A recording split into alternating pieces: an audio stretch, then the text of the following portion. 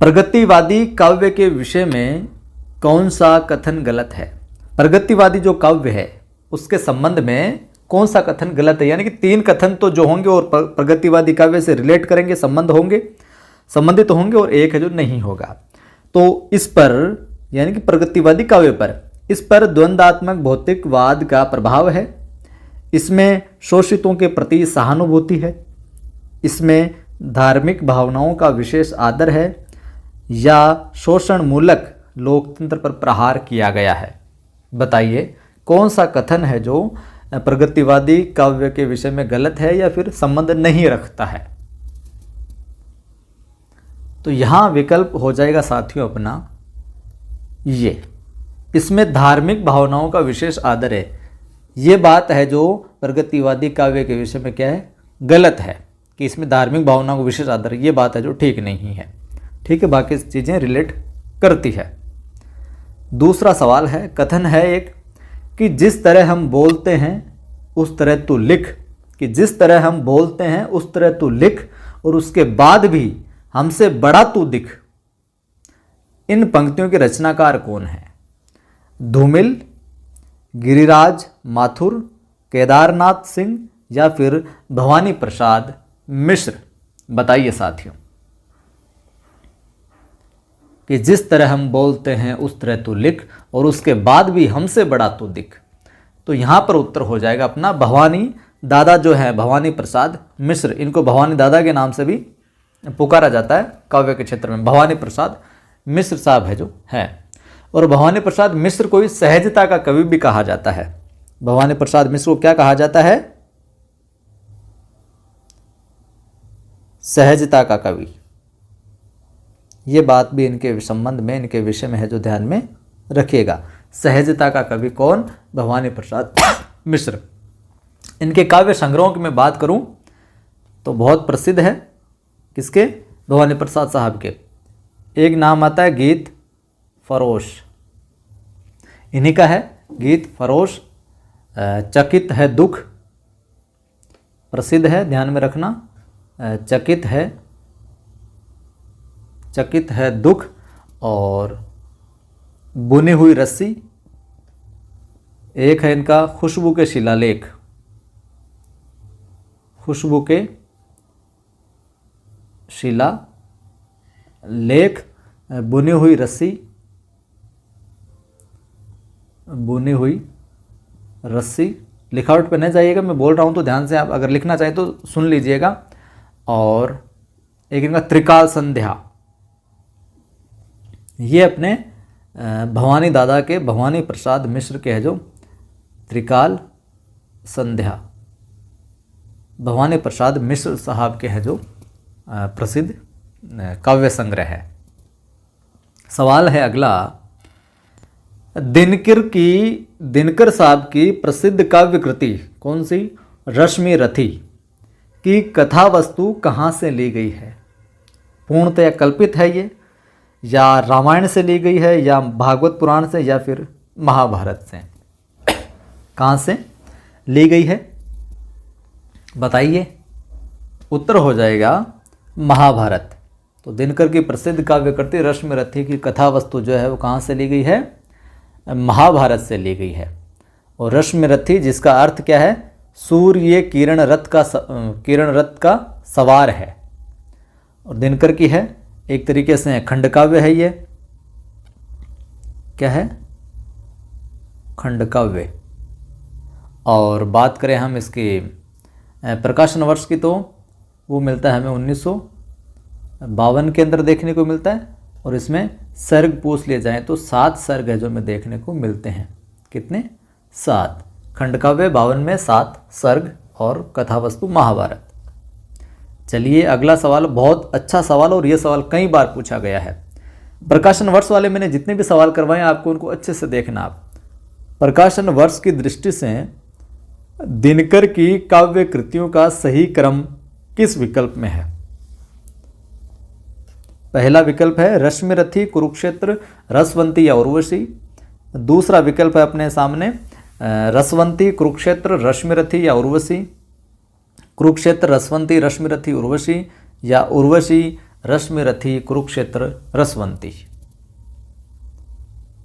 तो यहाँ विकल्प हो जाएगा साथियों अपना बी। 1 नंबर पर रसवंती लगा देता हूँ मैं, 2 पर कुरुक्षेत्र लगा देता हूँ मैं, 3 पर रश्मिरथी और 4 पर क्या है, उर्वशी। अब देखिए यहाँ पर मैं 1 2 3 4 लिख के इनका प्रकाशन वर्ष आपको बता देता हूँ। 1 नंबर पर क्या लिखा हमने, रसवंती, यानी कि बी विकल्प तो सही हो जाएगा। तो रसवंती जो है 1940 प्रकाशन वर्ष। बाद में आती है कुरुक्षेत्र 1946, बाद में रश्मिरथी 1952, अभी ऊपर हमने जिक्र किया था, और बाद में उर्वशी 1961। हो गया ना, 40, 46, 52 और 61। ठीक है, चलो मैं सामने भी लिख देता हूँ नाम, रसवंती, कुरुक्षेत्र और रश्मिरथी, और चौथा विकल्प था अपने, यानी कि चौथी रचना उर्वशी। 40, 46, 52, 61। अगला सवाल है, आसान सवाल है, आप कमेंट करके बताना इसका उत्तर। नवीन किस कवि का उपनाम है? बालकृष्ण शर्मा का, रामनरेश त्रिपाठी का, माखनलाल चतुर्वेदी का, या फिर श्री नारायण चतुर्वेदी का? आसान सवाल है, लेकिन ये सवाल भी कई बार है जो पूछा गया है। क्या होगा उत्तर, कमेंट करके आप बताना। वीडियो को लाइक भी किया करें आप, और ज़्यादा से ज़्यादा मित्रों को साझा किया करें, मतलब शेयर किया करें, ताकि वो भी जुड़ेंगे तो उनकी भी मदद हो पाएगी और अपना परिवार भी आगे बढ़ पाएगा ये चैनल भी। और सब्सक्राइब करके बेल आइकन क्लिक कर लें ताकि सूचना मिलती रहे। सवाल है कि प्रयोगवाद के बाद हिंदी कविता की जो नवीन धारा विकसित हुई थी ना, उसे क्या कहा जाता है? कि प्रयोगवाद समाप्त हुआ और प्रयोगवाद के बाद ही, जस्ट बाद, हिंदी कविता की जो नवीन धारा विकसित हुई उसे क्या कहा जाता है? नई कविता, कविता, प्राचीन काव्य, या फिर तार सप्तक?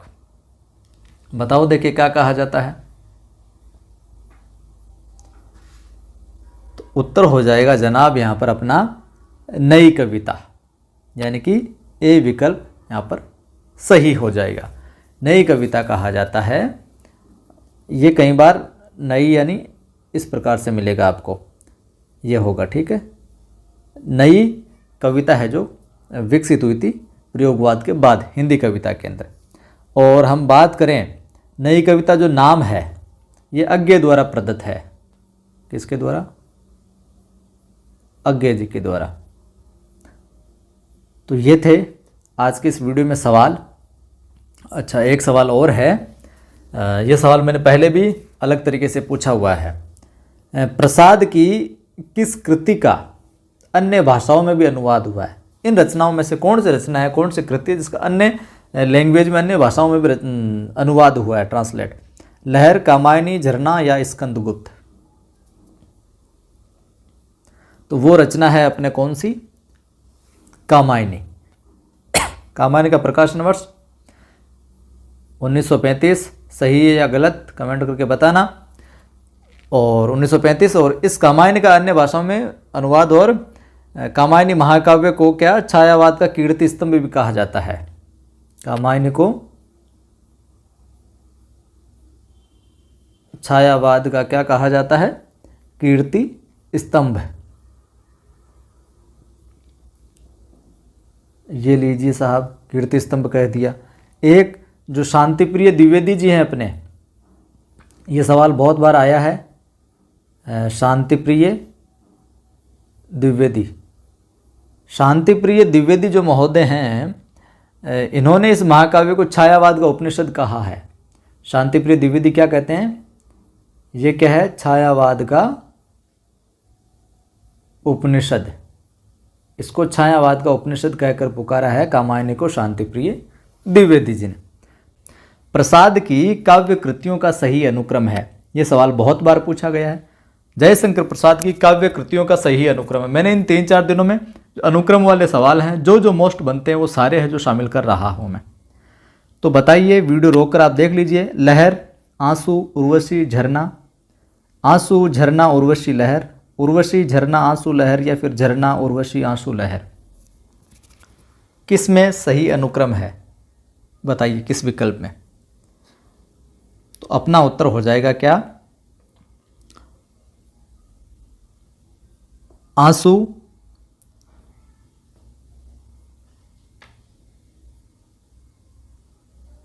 तो क्या हो जाएगा उत्तर? उत्तर हो जाएगा यहां पर हमारा उर्वशी। फिर बात करूं मैं इसकी झरना की, फिर बात करूं मैं आंसू की, और फिर बात करूं मैं लहर की। यहाँ 1 नंबर लगा देते हैं, यहाँ 2 नंबर, यहाँ 3 नंबर और यहाँ 4 नंबर। अब देखिए ये सही अनुक्रम कैसे हुआ? सी विकल्प तो यहाँ पर ठीक हो गया। ये बात आ गई समझ में? 1 नंबर अभी देख लेते हैं, इनका जो वर्ष है 3 और 4। तो 1 नंबर पर क्या है? उर्वशी। समय क्या आता है? 1909 देखने को मिलता है हमें इसका। फिर मैं बात करूं अगला झरना, इसके बाद में क्या आता है? झरना 1918। इसके बाद में क्या?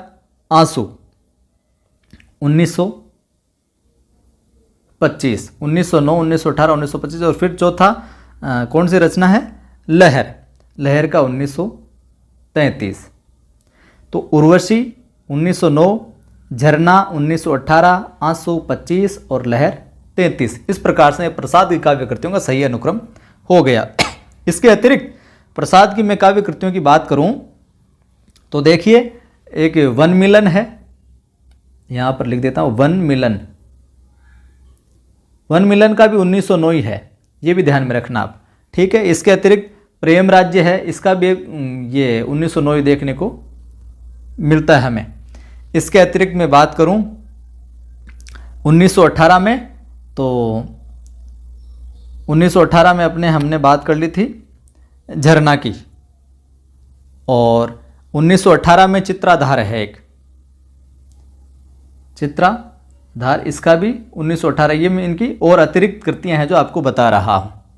कामायनी का पता ही है आपको 1935 और लहर यहाँ पर 1933।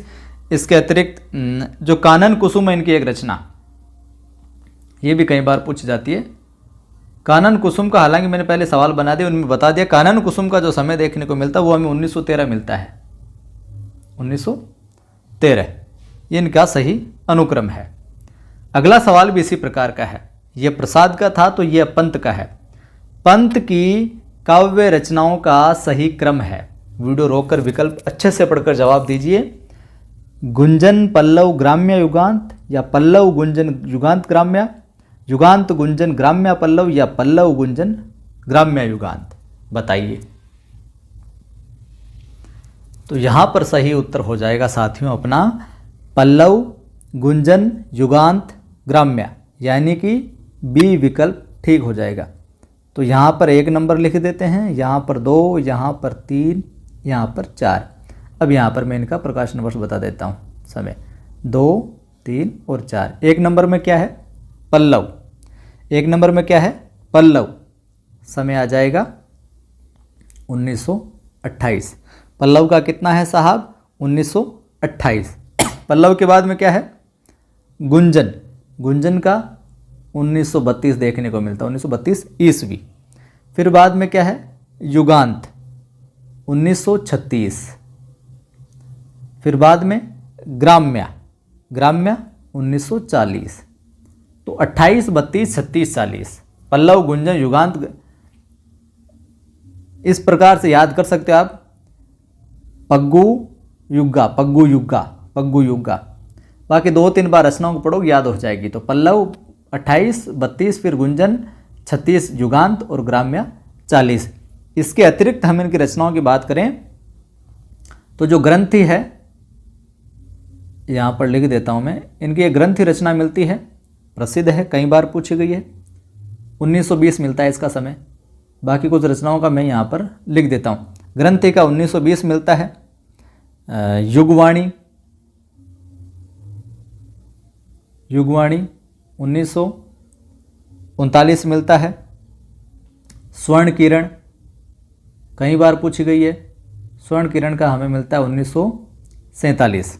कितना मिलता है? 47। युगपथ, युगपथ और उत्तरा, इन युगपथ और उत्तरा भी लिख देता हूं मैं, इनका 1949 मिलता है, 49। बात करें कला और बूढ़ा चांद भी इनका है, लोकायतन भी इन्हीं की है, वीणा भी इन्हीं की है, चिदम्बरा, सत्यकामी, सारी की सारी अपने प्रकृति की जो सुकुमार कवि कहे जाते हैं सुमित्रा नंदन पंत की है। चलो अगला सवाल, उम्मीद करता हूँ अच्छा लग रहा होगा आपको। अच्छा लगे तो जरूर जरूर लाइक करें और शेयर भी किया करें। छायावाद के समर्थन में सबसे पहला लेख लिखने वाले लेखक हैं। छायावाद के समर्थन में सबसे पहला लेख किसने लिखा था साहब? जयशंकर प्रसाद ने, श्रीधर पाठक ने, मुकुटधर पांडे ने, या फिर नंद दुलारे वाजपेयी साहब ने? बताओ जी। ये सवाल देखो मैंने कुछ अलग तरीके से पहले कई सीरीज में पूछा, कुछ अलग तरीके से पूछा, लेकिन थोड़ा सा आपने अगर सवालों में थोड़ा सा दिमाग लगाओ तो घुमाकर सवाल है जो पूछ लिए जाते हैं और आप सही भी कर देते हो। तो यहाँ पर क्या हो जाएगा उत्तर? छायावाद के समर्थन में कि साहब ठीक है, छायावाद इसके समर्थन सबसे पहला लेख लिखने वाले थे अपने कौन? मुकुटधर पांडे। सी विकल्प यहाँ पर सही हो जाएगा। कौन थे? मुकुटधर पांडे। और अब कब लिखा था ये भी जान लो। तो इन्होंने लिखा था ये 1920 में, 1920 में लिख दिया था। और कब? जबलपुर से एक प्रकाशित होता था, जबलपुर से। कौन सा? श्री शारदा पत्रिका। श्री शारदा पत्रिका में हिंदी में छायावाद शीर्षक क्या रखा? हिंदी में छायावाद। इस शीर्षक के माध्यम से इन्होंने छायावाद शब्द का प्रथम प्रयोग भी है जो मुकुटधर पांडे ने किया और सबसे पहला लेख भी लिखा साहब। चलिए अगला सवाल, अग्निपथ के पार चंदन चांदनी का देश किसकी पंक्ति है ये? हरिवंश राय बच्चन की, रामनरेश त्रिपाठी की, महादेवी वर्मा की, या फिर नरेंद्र शर्मा जी की? बताओ जी फिर क्या होगा उत्तर? उत्तर हो जाएगा जी महादेवी वर्मा। क्या हो जाएगा? अग्निपथ के पार चंदन चांदनी का देश महादेवी वर्मा की है।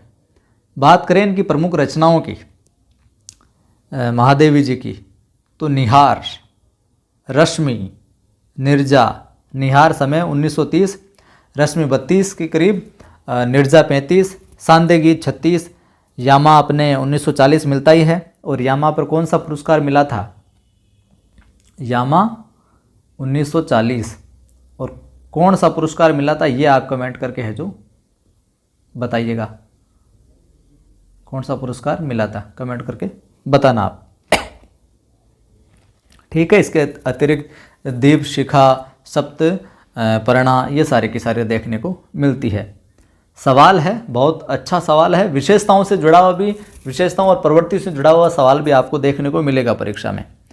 छायावाद की निम्नलिखित विशेषता है, निम्न में से छायावाद की विशेषता है: आत्मानुभूति की अभिव्यक्ति, साम्राज्यवाद के प्रति विद्रोह, सौंदर्य के प्रति अत्यधिक आकर्षण, छायावाद रहस्यवाद का पर्याय है, या ये सभी सही है? कौन सी विशेषता है? तो या सभी सही है, या एक विकल्प और दे दूं, सभी गलत है, गलत है। इस प्रकार के सवाल भी आपको देखने को मिलेंगे। तो यहां पर अपना उत्तर हो जाएगा जी, बताइए क्या हो जाएगा? तो यहां पर उत्तर हो जाएगा अपना, साथियों यहां पर थोड़ा सा लिखने में मिस टाइप हो गया सवाल में। विशेषता है, विशेषता नहीं है करना था यहाँ पर। छायावाद की निम्नलिखित में से विशेषता नहीं है, तो यहाँ पर ये छायावाद का विशेषता नहीं है, ये समझ लीजिए आप। तो यहाँ पर छायावाद रहस्यवाद का पर्याय, ये विशेषता यहाँ पर नहीं है, जबकि आत्मानुभूति की अभिव्यक्ति, साम्राज्यवाद के प्रति विद्रोह, सौंदर्य के प्रति अत्यधिक आकर्षण, ये अपने तीनों विकल्प है जो सही है। ठीक है, 1 2 3 यहाँ पर विकल्प सही है और ये यहाँ पर नहीं है। देखिए छायावाद यहाँ पर इस विशेषता में ये बताया छायावाद रहस्यवाद का पर्याय है, जबकि ये रहस्यवाद का पर्याय नहीं है। रहस्यवाद के इसमें बिल्कुल आंशिक लक्षण था, केवल मात्र आंशिक लक्षण, लेकिन पर्याय नहीं था केवल। ठीक है, तो यहाँ पर ये विकल्प है जो हो जाएगा, नहीं है ये विशेषता, बाकी तीनों है। सवाल है अगला, निम्नलिखित कृतियों का सही अनुक्रम कौन सा है? निम्नलिखित कृतियों का सही अनुक्रम कौन सा है? नए पत्ते, आंसू, ग्रंथि, ठंडा लोहा, ठंडा लोहा, ग्रंथि, आंसू, नए पत्ते, आंसू, ग्रंथि, नए पत्ते, ठंडा लोहा, या फिर चतुर्थ विकल्प है नए पत्ते, ठंडा लोहा, ग्रंथि, आंसू। बताओ जी। ये देखिए, उनमें तो पिछले वाले सवालों में तो एक ही रचनाकार की रचनाएं थी, यहाँ पर अलग अलग रचनाकारों की है। इस प्रकार से भी सवाल आ सकता है और आया हुआ भी है ये। तो यहाँ पर उत्तर हो जाएगा अपना क्या? आंसू, ग्रंथि, नए पत्ते, एक मिनट, यहाँ उत्तर हो जाएगा अपना सी। यहाँ पर थोड़ा सा ये ग्रंथि पहले लिखना है आपको और आंसू बाद में लिखना है, यहाँ पे थोड़ा टाइपिंग में हो गया।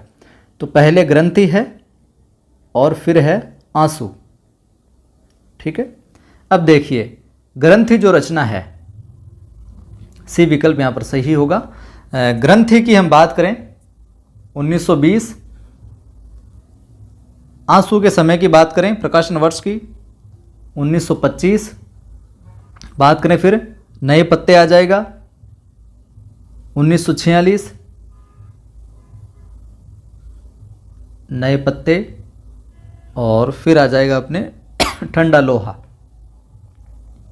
ठंडा लोहा, ठंडा लोहा का हो जाएगा 1952, ठीक है। अब देखिए ग्रंथि, यहाँ पर ग्रंथ पहले ग्रंथि आएगा फिर आंसू आएगा, ये उल्टा टाइप हो गया। तो ग्रंथि 1920 किसकी है? पंत की है। आंसू किसकी है? प्रसाद की है, अभी ऊपर हमने जिक्र किया था। और ये नए पत्ते किसकी है? निराला की है। बात करें ठंडा लोहा की, ठंडा लोहा कौन? धर्मवीर भारती। याद आया कुछ? ठंडा लोहा धर्मवीर भारती, पंत प्रसाद निराला धर्मवीर भारती। चलिए अगला सवाल है, अब निराला की रचनाओं का सही अनुक्रम बताना है। पहले हमने प्रसाद की देखी, पंत की देखी, और अब फिर अलग अलग की देखी। अब निराला की रचनाओं का सही अनुक्रम। तो ये प्रसिद्ध रचनाकार है और इनका पूछा जाता है कई बार हरिवंश राय बच्चन की रचनाओं का भी पूछा जाता है। निराला की रचनाओं का सही अनुक्रम है अनामिका, परिमल, गीतिका, कुकुरमुत्ता, कुकुरमुत्ता, गीतिका, परिमल, अनामिका, परिमल, गीतिका, कुकुरमुत्ता, अनामिका, या गीतिका, कुकुरमुत्ता, अनामिका, परिमल। वीडियो रोककर आप अच्छे से विकल्प देख सकते हैं।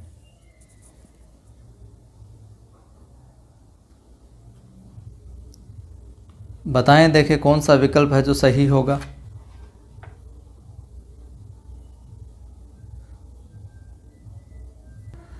तो उत्तर हो जाएगा साथियों यहाँ पर ए। अब ए में क्या है? अनामिका। सबसे पहला कौन है? अनामिका। अनामिका के मैं समय की बात करूं, यहाँ ऊपर ही लिख देता हूं। चलो मैं अनामिका के समय की बात करूं अगर मैं आपसे, तो अनामिका का मैं यहाँ पर समय लिखूं तो वो हो जाएगा 1923। क्रम अनुक्रम में देखना है इनका हमें, तो अनामिका 1923 हो जाएगा। परिमल की बात करें साहब तो परिमल हो जाएगा 1930। गीतिका की हम बात करें साहब तो 1936, और कुकुरमुत्ता की हम बात करें तो 1942। तो 23, 30, 36, 42, अनामिका, परिमल, गीतिका, कुकुरमुत्ता। बात करें तुलसीदास, इनकी एक रचना मिलती है निराला की ही, तुलसीदास बहुत प्रसिद्ध है, 1938 समय मिलता है देखने को हमें। अणिमा का और लिखवा रहा हूँ मैं आपको ये एक्स्ट्रा में, अणिमा का हमें समय मिलता है लगभग 1943। कितना मिलता है? 1943। बेला की बात करें 1946, बेला 1946। एक और आती है इनकी रचना अर्चना, एक और आती है आराधना। अर्चना का समय 1950 और आराधना का भी हमें समय मिलता है 1953। गीत गुंज सांदे कांकली ये भी इन्हीं के है। प्रथम रचना आपको पता है जूही की कली मानी जाती है 1916 समय। सवाल है अगला अपना, निम्नलिखित काव्य कृतियों का सही अनुक्रम क्या है? ये आज के सारे सवाल गौर करके याद कर लेना। निम्नलिखित काव्य कृतियों का सही अनुक्रम क्या है? बता दो। अब 1-2 का तो इनमें मैंने बता ही दिया आपको कौन सा होगा।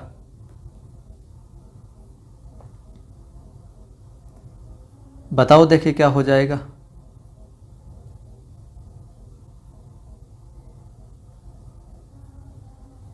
तो यहाँ उत्तर में बता देता हूँ आपको सीधा सीधा ही। भारत भारती, पल्लव, अनामिका और दीप शिखा अलग अलग रचनाकारों की रचनाएं हैं।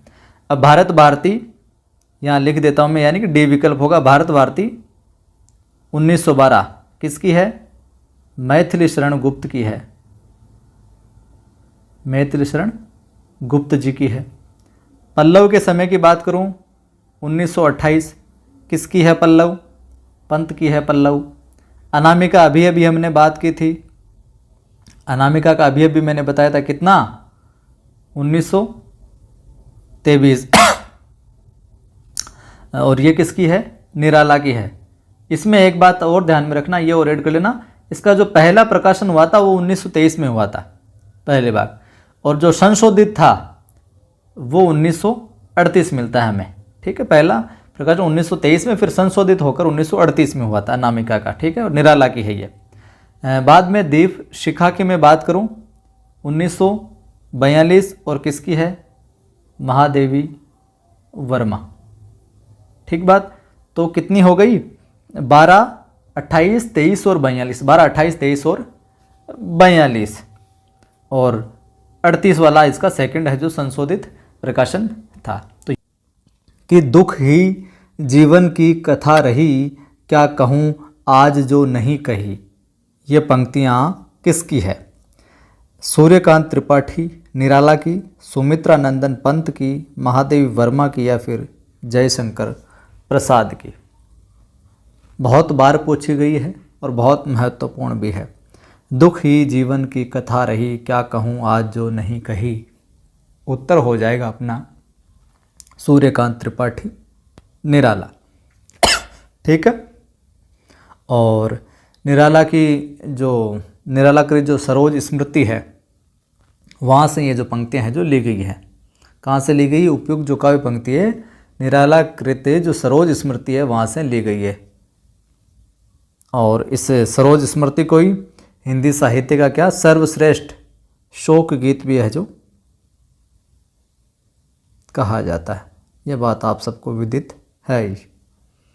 दूसरा सवाल है, बहुत अच्छा सवाल और बहुत बार पूछा गया है और सारे रचनाकार महत्वपूर्ण है।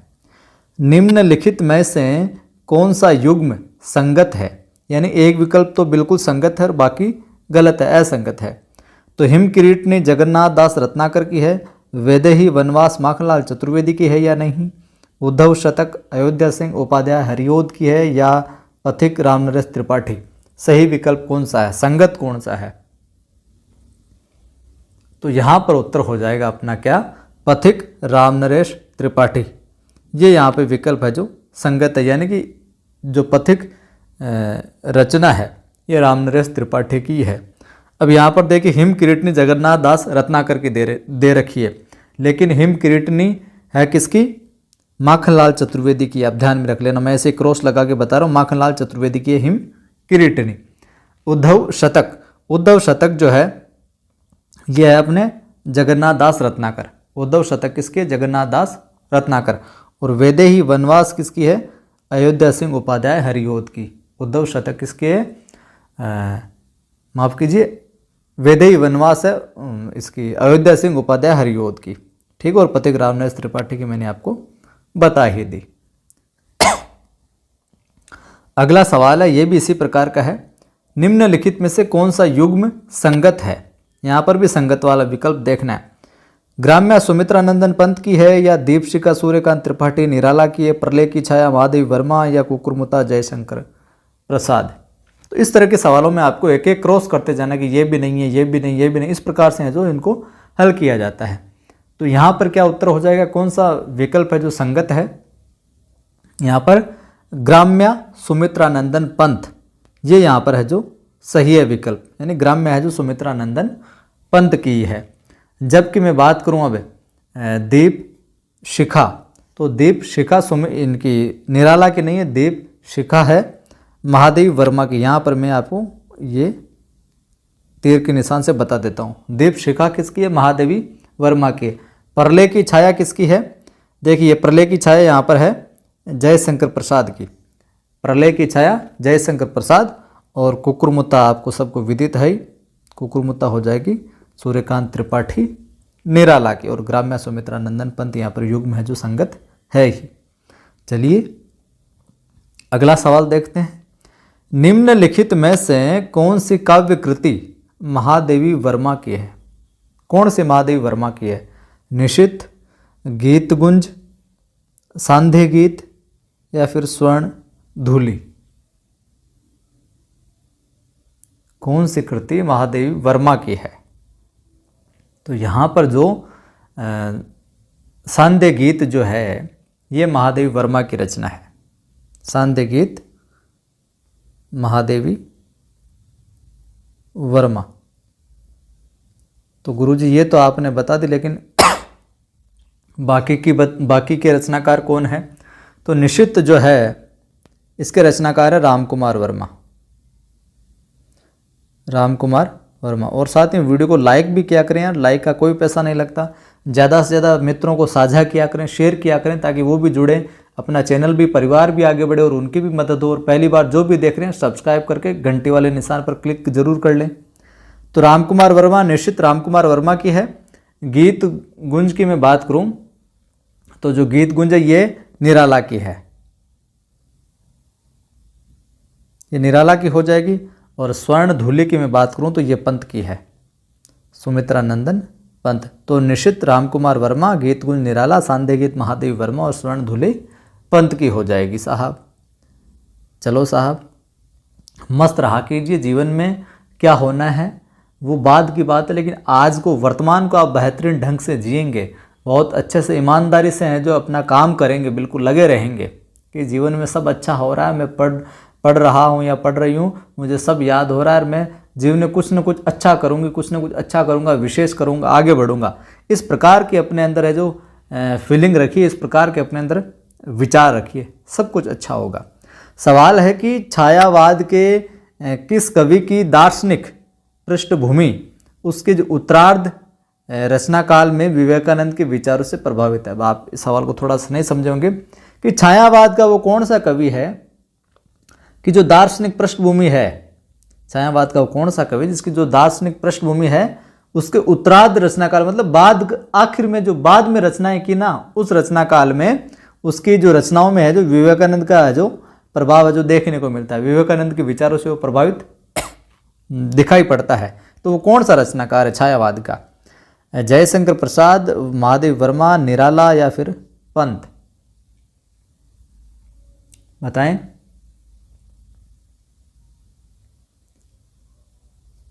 तो क्या हो जाएगा उत्तर?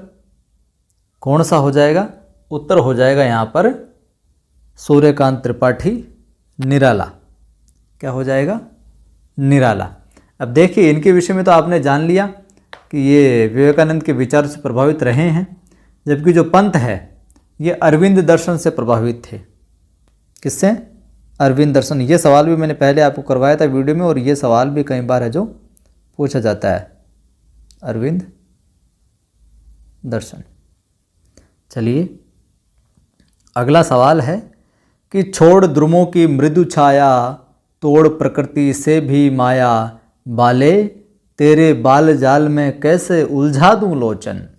ये उपयुक्त जो चर्चित पंक्तियां हैं इनके रचनाकार कौन है?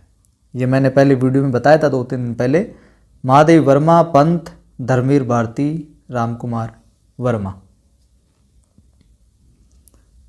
क्या उत्तर हो जाएगा बताइए जरा। यहाँ उत्तर हो जाएगा अपना क्या? पंत, सुमित्रा नंदन पंत। बी विकल्प यहाँ पर सही हो जाएगा। चलिए अगला सवाल है, निम्नलिखित में से सूर्यकांत त्रिपाठी निराला किस कविता में यथार्थवादी चेतना स्पष्ट रूप से जो दिखाई देती है? मतलब निराला की कौन सी रचना है, कौन सी कविता है जिसमें यथार्थवादी जो चेतना वो स्पष्ट रूप से दिखाई देती है?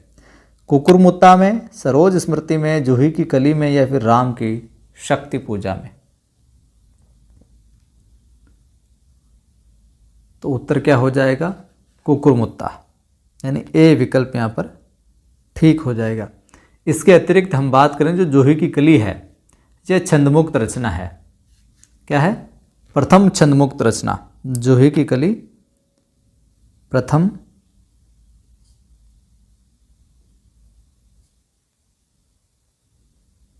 छंदमुक्त रचना। छंद मुक्त तक इसके छंद के प्रवर्तक भी यही हैं। इसको रबड़ छंद भी कहते हैं दूसरे आलोचक जो हैं।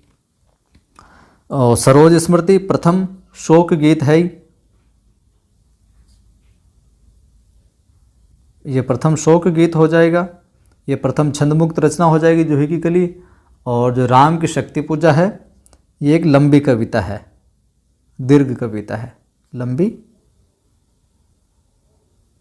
कविता। और कुकुरमुत्ता यथार्थवादी चेतना इसमें देखने को मिलती है। कि किस काव्य ग्रंथ की भूमिका में सुमित्रा नंदन पंत ने भाषा, अलंकार, छंद, शब्द और भाव के सामरस्य पर विचार है जो व्यक्त किए हैं? किस काव्य ग्रंथ की भूमिका में सुमित्रा नंदन पंत ने भाषा, अलंकार, छंद, शब्द और भाव के सामरस्य पर है जो विचार व्यक्त किए? युगांत, लोकायतन, वीणा या पल्लव? कौन सा वो जो ग्रंथ है, कौन सा काव्य ग्रंथ है? तो किसकी भूमिका में, किस काव्य ग्रंथ की भूमिका में कहा यह सब कुछ? पल्लव की। किसकी? पल्लव की। और पल्लव को क्या कहा जाता है? छायावाद का मैनिफेस्टो भी है जो कहा जाता है। यहाँ पर लिख देता हूँ मैं, इसको क्या कहा जाता है? छायावाद का मैनिफेस्टो। ये हो गया साहब छायावाद का मैनिफेस्टो। चलिए अगला सवाल वही है। रचनाओं का जो महादेवी वर्मा है, इनकी जो काव्य रचना है उनका सही अनुक्रम बताना, प्रकाशन वर्ष के अकॉर्डिंग कि कब पब्लिश हुई थी। विकल्प को वीडियो रोककर पढ़ लीजिए। रश्मि, दीपशिखा, निहार, सांध्य गीत। दूसरा दीपशिखा, सांध्य गीत, रश्मि, निहार। तीसरा निहार, रश्मि, सांध्य गीत, दीपशिखा। और चौथा सांध्य गीत, रश्मि, निहार, दीपशिखा। तो यहाँ पर उत्तर हो जाएगा अपना क्या? निहार, रश्मि, सांध्य गीत और दीपशिखा, यानी कि सी विकल्प यहाँ पर ठीक हो जाएगा। अब देखिए 1 नंबर पर क्या है? सी विकल्प में निहार है, 2 पे रश्मि है, 3 पे सांध्य गीत और 4 पर क्या है? दीपशिखा। 1 नंबर, 2 नंबर, 3 नंबर और 4 नंबर। अब देखो मैं इनका प्रकाशन वर्ष बताता हूँ। जैसे कि 1 नंबर पर क्या है? निहार 1930 समय देखने को मिलता है। फिर क्या? रश्मि 1932। फिर क्या है? सांध्य गीत 1936। और फिर क्या है? दीपशिखा 1942। ठीक है, 30, 32, 46, 30, 32, 36 और 42। चलिए अगला सवाल। निराला की कविता कौन सी? राम की शक्ति पूजा। इसके संदर्भ में कौन सा तथ्य या कौन सी बात या कौन सा कथन जो है वो गलत है? यानी कि 3 कथन तो सही होंगे, 1 है जो गलत होगा। तो इसमें धर्म और अधर्म के शाश्वत संघर्ष का चित्रण है। यह रचना मूलतः राम और सीता की प्रणय गाथा है।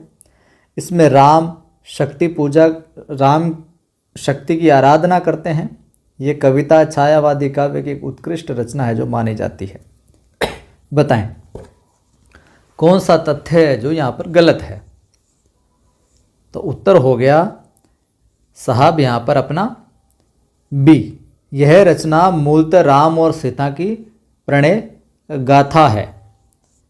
ये यहाँ पर गलत है विकल्प। केवल राम और सीता की प्रणय गाथा नहीं है इसमें, ठीक है, प्रेम प्रसंग नहीं है केवल इसमें। सवाल है राम की शक्ति पूजा किस श्रेणी की कविता है? आप उत्तर बताना इसका कमेंट बॉक्स में। ये मुक्त काव्य है, कविता, लंबी कविता या हाइकू। पिछले 2-3 टेस्ट सीरीज आपने देखी है तो मैंने इसका उत्तर वहाँ पर दिया भी था। राम की शक्ति पूजा जो है वो किस प्रकार की कविता, किस श्रेणी में आती है? कमेंट करके उत्तर बताइएगा। सवाल है, कामायनी का मूल दर्शन क्या है? कामायनी का मूल दर्शन क्या है साहब? चार्वाक दर्शन, बौद्ध दर्शन, प्रत्यभिज्ञा दर्शन या फिर जैन दर्शन? मेरा ये प्रयास आपको अच्छा लगता है तो फिर लाइक भी किया करें वीडियो को, सभी मित्रों के साथ साझा भी किया करें, मतलब शेयर भी किया करें, और पहली बार देखने वाले सब्सक्राइब कर लेना चैनल को, घंटी वाले निशान पर क्लिक कर सूचना मिलती रहे। तो क्या होगा साहब?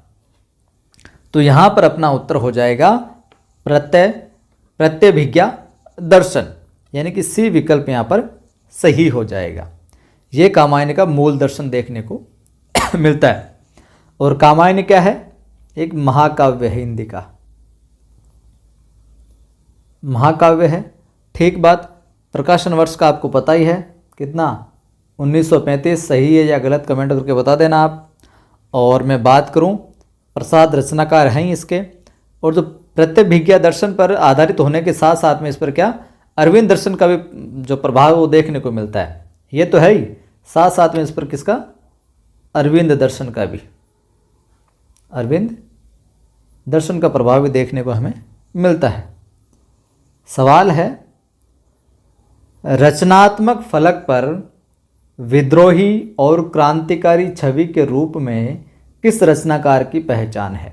देखिए, कई सवाल ऐसे होते हैं जो आपको बेसिक से लगते हैं, लेकिन अगर आपने जो रचनाकार हैं, लेखक, अगर उनका जीवन परिचय आपने ठीक से पढ़ रखा है तो उनकी जीवन परिचय की विशेषताओं से हैं जो सवाल बना लिए जाते हैं। ये उसी प्रकार का सवाल है। एक रचनात्मक फलक पर विद्रोही और क्रांतिकारी छवि के रूप में किस रचनाकार की पहचान है? सुमित्रा नंदन पंत की, महादेवी वर्मा की, जयशंकर प्रसाद या फिर निराला की? तो क्या हो जाएगा उत्तर? उत्तर हो जाएगा साहब डी, निराला, सूर्यकांत त्रिपाठी, निराला। छायावाद का महेश भी कहा जाता है, छायावाद का महेश कहा जाता है, और प्रसाद को ब्रह्मा कहा जाता है। इनको तो महेश कहा जाता है, तो प्रसाद है इनको ब्रह्मा कहा जाता है छायावाद का, और पंत जो है इनको विष्णु कहा जाता है। महादेवी वर्मा को क्या कहा जाता है वो आप कमेंट करके बताना। निराला की अगर और रचनाओं की बात करें, वैसे तो मैंने कई बार जिक्र किया है, जिसमें अणिमा नाम आता है, एक गीत गुंज आता है, तुलसीदास आता है, कुकुरमुत्ता आता है। कुकुरमुत्ता की हमने बात की थी, जो यथार्थवादी रचना पिछले से सीरीज में।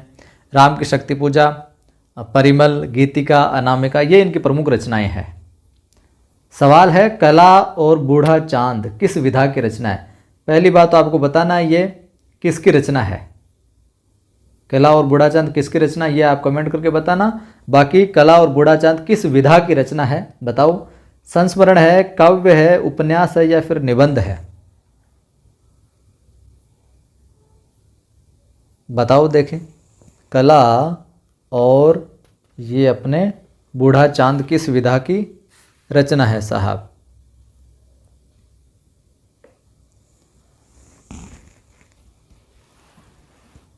तो इसका उत्तर क्या हो जाएगा? काव्य। ये एक प्रकार का काव्य, न संस्मरण है, न उपन्यास है, न निबंध है, काव्य है। और हम बात करें, रचनाकार का नाम आप बता देना, और इन्हीं रचनाकारों में थोड़ा सा हिंट दे देता हूँ।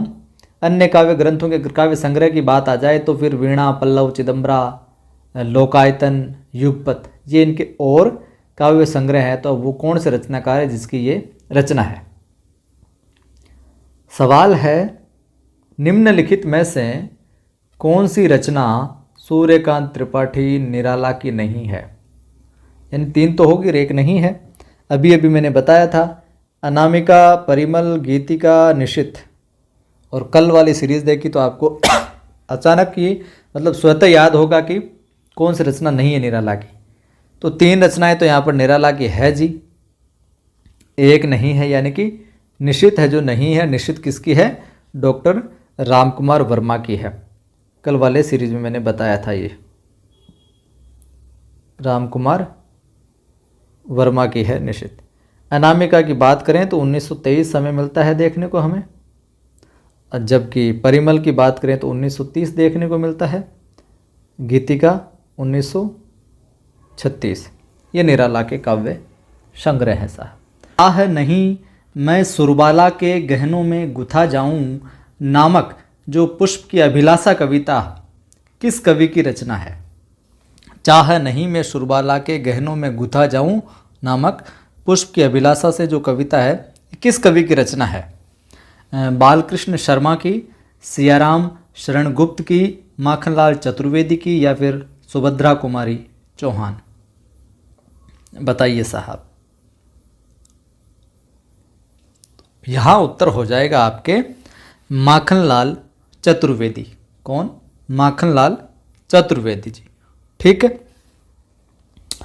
और ये सवाल भी कई बार पूछा गया है। जो सुभद्रा कुमारी चौहान है ये एकमात्र वीर रस की कवयित्री है, एकमात्र वीर रस की कवयित्री। इस बात को आप जरूर है जो ध्यान में रखिएगा। ये सवाल भी कई बार है जो पूछा गया है। और इनकी प्रसिद्ध जो कविता है वो झांसी की रानी शीर्षक से देखने को मिलती है।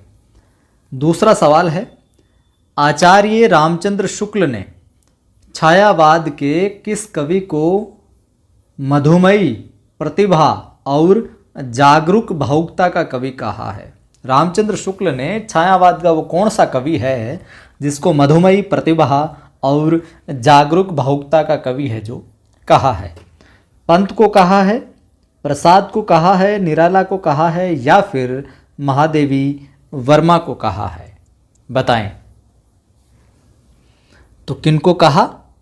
उत्तर हो जाएगा यहाँ हमारा जयशंकर प्रसाद। उत्तर क्या हो जाएगा?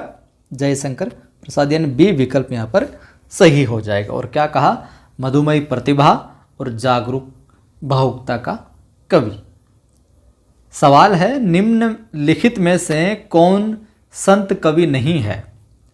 दादू, कबीर, सुंदरदास, या फिर श्रीधर पाठक? आसानी से जवाब दे पाओगे अगर थोड़ा सा दिमाग लगाया। निम्नलिखित में से कौन है जो संत कवि नहीं है? दादू, कबीरदास, सुंदरदास, श्रीधर पाठक? इस सवाल का उत्तर है जो आप कमेंट करके है जो बताना। ठीक। अगला सवाल, निम्नलिखित में से कौन सी विशेषता छायावाद की नहीं है? निम्नलिखित में से कौन सी विशेषता जो है छायावाद की नहीं है? प्रकृति चित्रण, वीरस की प्रधानता, दार्शनिकता, या फिर प्रेम वर्णन? तो इन जो चार विकल्प है इनमें से कौन सी विशेषता छायावाद की नहीं है? तो यहाँ पर उत्तर हो जाएगा क्या? वीर रस की प्रधानता ये नहीं है, जबकि अपने प्रकृति चित्रण, दार्शनिकता एवं प्रेम वर्णन छायावाद की विशेषताओं के अंतर्गत है जो आता है। चलिए अगला सवाल, महादेवी वर्मा को किस रचना पर ज्ञानपीठ पुरस्कार मिला था? महादेवी वर्मा को किस रचना पर ज्ञानपीठ पुरस्कार मिला था? रश्मि पर, यामा पर, निहार पर, या फिर निर्जा पर? तो महादेवी वर्मा को किस पर मिला था? उनकी रचना जो यामा थी, यामा के ऊपर मिला था ज्ञानपीठ पुरस्कार। और समय इसका देखने को मिलता है हमें 1982 के अंदर। बाकी रचनाओं की भी बात करें तो रश्मि, निहार और निर्जा इन्हीं की है। ये अपने वर्मा की है। चलो सवाल है कि अणिमा किसकी रचना है? मैंने पिछले सवालों के अंदर, पिछले टेस्ट सीरीज के अंदर अलग अलग रचनाकारों की सभी रचनाओं को बोलकर बताया है आपको। अणिमा किसकी रचना है तो आपको याद होगी, पंत की है, बालकृष्ण शर्मा की है, निराला की है, या फिर महादेवी वर्मा की है? अणिमा उत्तर दे दोगे? निराला की है। अणिमा किसकी है? निराला की है। अन्य रचनाओं में बात करें तो अनामिका आती है निराला की रचनाओं में, परिमल आती है। बार बार इसलिए बोल रहा हूँ कि आप बार बार सुनोगे तो याद हो जाएगी। तो अणिमा, अनामिका, परिमल, गीतिका, तुलसीदास, कुकुरमुत्ता, बेला, नए पत्ते, आराधना। अगला सवाल। अब आप बोलोगे सवाल तो सरल है तो, लेकिन इसकी व्याख्या हम थोड़ी सी देखेंगे। सूर्यकांत त्रिपाठी निराला ने अपनी पुत्री की याद में कौन सी कविता लिखी थी? कल्याणी हो सकता है, कईयों को नहीं भी आ रहा हो, पहली बार पढ़ने वालों को। कल्याणी, सरोज, स्मृति, सुनीता, स्मृति या फिर तुम और मैं, बताइए। तो उत्तर तो हो जाएगा, सरल है, आसान, सरोज स्मृति लिखी थी। समय पूछ लिया जाए और इनकी कृतियों में, तो देखिए जो राम की शक्ति पूजा है, इनकी और कृति हैं प्रसिद्ध राम की शक्ति पूजा। कई बार पूछा जाता है राम की शक्ति पूजा 1936। कामायनी का कितना मिलता है कमेंट करके बताना। बात करूं मैं तुलसीदास की, इनकी तुलसीदास जो रचना है इसका समय हमें देखने को मिलता है 1938, और इनकी है अपने कुकुरमुत्ता, अर्चना, आराधना, ये मैंने बताई थी। और इन्होंने जो पत्रों का संपादन किया था उनमें मतवाला और समन्वय देखने को मिलता है। कौन सा? एक तो मतवाला और बात करूं दूसरा समन्वय। ये पत्र। अगला सवाल है कि वह आता दो टूक कलेजे के करता पछताता पथ पर आता। ये जो पंक्तियां हैं किस कविता से हैं? पहली बात तो है कि किस कविता से हैं और इनके रचनाकार कौन है। वह आता दो टूक कलेजे के करता पछताता पथ पर आता। मजदूर सुमित्रा नंदन पंत, भिक्षुक ललित शुक्ल, किसान और केदारनाथ अग्रवाल, या फिर भिक्षुक और सूर्यकांत त्रिपाठी निराला। तो रचना कौन सी है और रचनाकार कौन है? तो यहाँ पर उत्तर हो जाएगा अपना क्या, भिक्षुक और सूर्यकांत त्रिपाठी निराला, यानी कि डी विकल्प यहाँ पर सही हो जाएगा। तो छायावाद में वक्रता का वैभव मिलता है, फिर प्रसाद के काव्य में निम्नलिखित में से किसका उत्कर्ष मिलता है? कि छायावाद में तो हमने मान लिया भाई साहब कि वक्रता का वैभव मिलता है, लेकिन फिर प्रसाद के काव्य में किसका उत्कर्ष मिलता है? विदग्धता का, चारुता का, अभिव्यंजना का, या फिर चमत्कार का? बताइए जी क्या उत्तर होगा। तो यहाँ पर उत्तर हो जाएगा अपना अभिव्यंजना का उत्कर्ष मिलता है, यानी कि सी विकल्प यहाँ पर सही हो जाएगा। और प्रसाद की रचनाओं जैसे कामायनी हो गया, आंसू हो गया, इनमें क्या मिलता है? अभिव्यंजना का वक्रता, अभिव्यंजना का है जो उत्कर्ष देखने को मिलता है। और छायावादी जो कविताएं हैं उनमें वक्रता के वैभव से युक्त है जो देखने को मिलती है। सवाल है जयशंकर प्रसाद की किस कृति को पहले तो ब्रज भाषा में और बाद में खड़ी बोली में है जो रूपांतरित कर दिया गया था? प्रेम पथिक, झरना, कानन कुसुम, या फिर आंसू? कौन सी वो रचना थी? तो यहाँ पर अपना उत्तर हो जाएगा प्रेम पथिक। कौन सी थी? प्रेम पथिक, जो पहले ब्रज में और फिर हम बात करें तो इसको क्या खड़ी बोली में रूपांतरित कर दिया गया था। और इसके समय की बात करें तो हम ब्रज भाषा में ये प्रेम पथिक जो है 1914 में इसका समय देखने को मिलता है। और कानन कुसुम 1913 देखने को मिलता है, झरना 1918, और हम बात करें आंसू 1925। आंसू का समय क्या देखने को मिलता है? 1925। कानन कुसुम का आप लिख लो यहाँ पर, पहले मैंने लिखवाया होगा शायद। और झरना अपने 1918। अगर कोर्ट वाला भी सवाल आए तो पहले कानन कुसुम हो जाएगा, फिर प्रेम पथिक हो जाएगा, फिर झरना हो जाएगा, और फिर आंसू हो जाएगा। इस प्रकार से आप कोर्ट वाला सवाल भी यहीं से तैयार कर सकते हो।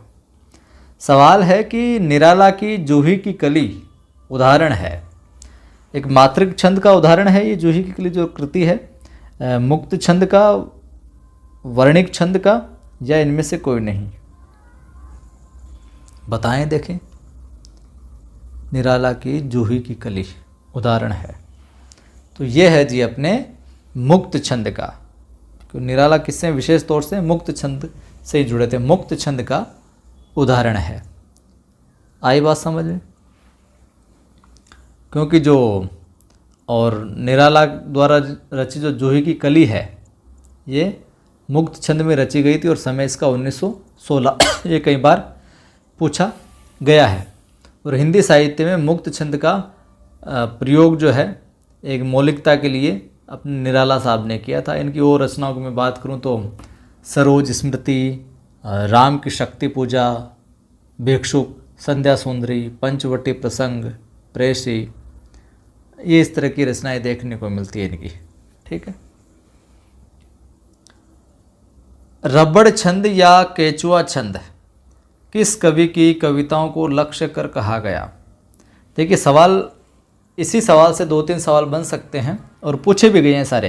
तो ये सवाल थोड़ा सा अलग से बनाया है यहाँ पर कि जो रबड़ छंद है या फिर जिसे केचुआ छंद भी कहते हैं वो किस कवि की कविताओं को लक्ष्य करके ये कवि साहब रबड़ छंद में लिखता है, केचुआ छंद में रचना करता है।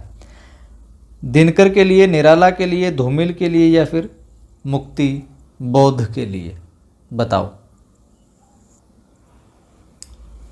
तो ये अपने निराला को लक्ष्य कर है जो कहा गया था। बी विकल्प यहाँ पर ठीक हो जाएगा। तो छायावादी काव्य के आंदोलन के जो अग्रणी कवि जो थे सूर्यकांत त्रिपाठी, निराला, ये क्या इस परंपरागत जो छंदबद्ध लीक थी इससे हटकर किसकी तरफ आए? मुक्त छंद की तरफ आए। जैसे कि मैंने अभी पिछले सवाल में आपको बताया था, जो मुक्त छंद है इसी को आलोचकों ने क्या कहा? मुक्त छंद को आलोचकों ने क्या रबड़ छंद और केचुआ छंद है जो कहकर पुकारा, इसकी संज्ञा दी। और मुक्त छंद का प्रवर्तक पूछ ले तो निराला हो जाएगा। और निराला ने कवित्व को हिंदी का जातीय छंद कहा है। ये पहले भी मैंने बताया था। निराला ने जो कवित्व छंद है, कवित्व को क्या बताया? हिंदी का जातीय छंद है। हिंदी का जातीय छंद। ठीक, चलो अगला सवाल। लाइक शेयर ज़रूर किया करें आप। मेरा प्रयास आपको बेहतरीन देने का और आप भी प्रयास करें अपने इस परिवार को, चैनल को बेहतरीन बनाने का। आकाश गंगा काव्य संग्रह है, आकाश गंगा काव्य संग्रह है, तो बताइए बालकृष्ण शर्मा नवीन का है, भगवती चरण वर्मा का है, रामकुमार वर्मा का है या फिर उदय शंकर भट्ट का है? आकाश गंगा। तो साथियों यहाँ पर उत्तर हो जाएगा रामकुमार वर्मा। आकाश गंगा, और मैं बता देता हूँ, आकाश गंगा तो ऊपर लिखा हुआ ही है, साथ ही रूप राशि, रूप राशि नाम ले लो आप, एक चित्ररेखा, चित्रलेखा नहीं, चित्र रेखा, और मैं बात करूं निशित,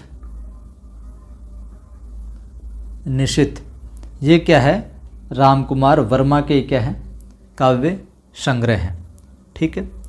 और इन्होंने अपनी रचनाओं के माध्यम से, रामकुमार वर्मा ने अपनी रचनाओं के माध्यम से सर्ववादी चेतना को व्यक्त किया है।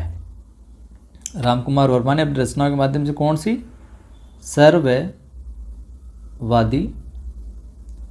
चेतना को व्यक्त करने का प्रयास है जो किया था। ठीक है। प्रकृति के विभिन्न रूपों को मानवीकरण के रूप में भी लक्षित करके प्रकट किया इन्होंने।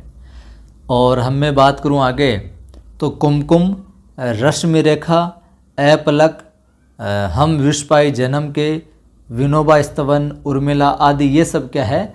बालकृष्ण शर्मा नवीन की काव्य कृतियाँ हैं। रश्मि रेखा, कुमकुम, अपलक, हम विष पाई जन्म के किसके हैं? बालकृष्ण शर्मा नवीन की काव्य अपने रचनाएं हैं ये। फिर मैं बात करूं जैसे कि मधुकण हो गया, प्रेम संगीत हो गया, मानव तथा एक दिन हो गया, ये भगवती चरण वर्मा की है। किसकी है? भगवती चरण वर्मा की है। कौन कौन सी? मधुकण, प्रेम संगीत, मानव तथा एक दिन। चलिए साहब, अगला सवाल, सप्तपर्णा किसकी कृति है? सप्तपर्णा किसकी कृति है? निराला की, महादेवी वर्मा की, प्रसाद की या फिर पंत की? बताइए। सप्तपर्णा, तो यहाँ उत्तर हो जाएगा साथियों अपना महादेवी वर्मा। किसकी है? महादेवी वर्मा की। देखिए मैं बोल रहा हूँ, इन चारों रचनाकारों की रचनाओं को याद होगी, नहीं याद है तो सुन लीजिएगा आप। निहार, रश्मि, निर्जा, सांध्य गीत, यामा, सप्तपर्णा, ये किसकी है? अपने जो छायावादी कवियत्री है महादेवी वर्मा की कृतियाँ हैं। जबकि अनामिका, अब यहाँ आ जाता हूँ मैं, अनामिका, परिमल, तुलसीदास, कुकुरमुत्ता, अणिमा, नए पत्ते और गीत गुंज, सांदे कांकली, ये अपने सूर्यकांत त्रिपाठी निराला की काव्य कृतियाँ हैं। आगे बढ़ता हूँ मैं, आपको बता दूँ कि वन मिलन हो गया, प्रेम राज्य हो गया, अयोध्या का उद्धार हो गया, सो को श्वास हो गया और आंसू, लहर, कामायनी, ये सारी की सारी किसकी है? प्रसाद की रचनाएं। ठीक है।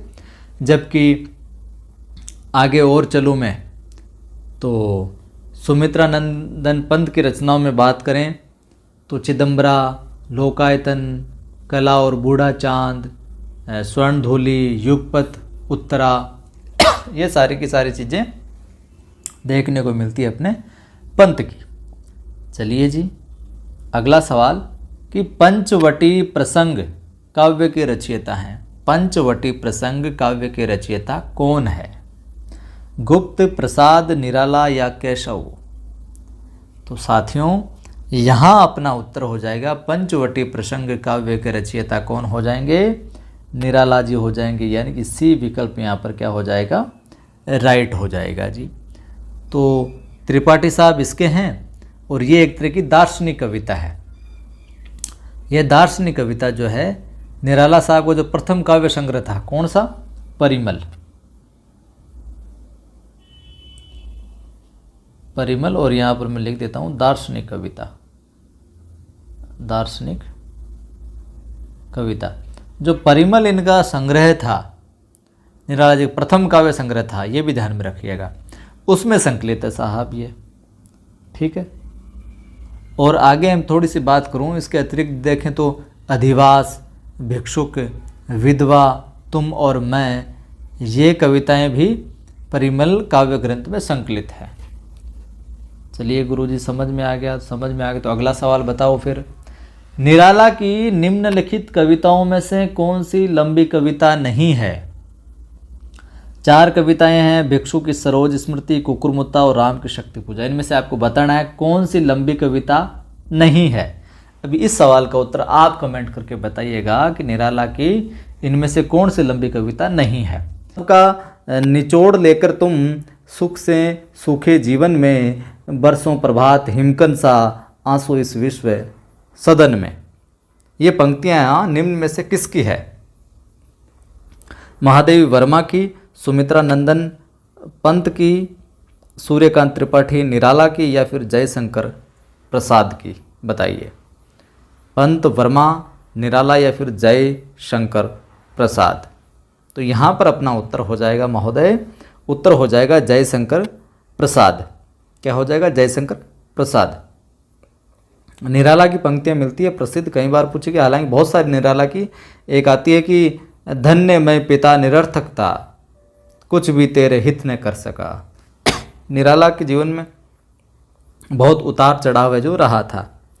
पंत की प्रसिद्ध पंक्तियाँ, पंत की ये पंक्तियाँ कई बार पूछी जाती है। क्या?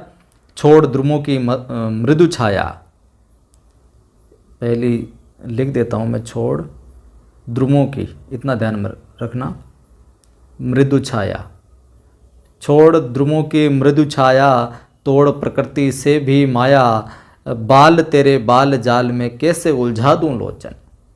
ठीक है। अगला सवाल, हिंदी काव्य में जो छायावाद का युग है, हिंदी काव्य में, ध्यान से समझिएगा सवाल को, और यहाँ पर रिक्त स्थान है। हिंदी काव्य में जो छायावाद युग है वही हिंदी उपन्यास और कहानियों के संदर्भ में क्या कहलाएगा साहब?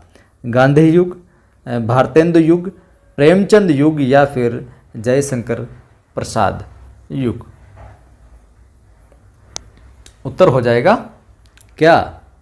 प्रेमचंद युग। तो हिंदी काव्य में जो छायावाद युग है, हिंदी काव्य में देखें तो जो छायावाद युग है, लेकिन हिंदी उपन्यास और कहानियों के संदर्भ में हम देखें तो वो हो जाएगा क्या? प्रेमचंद युग।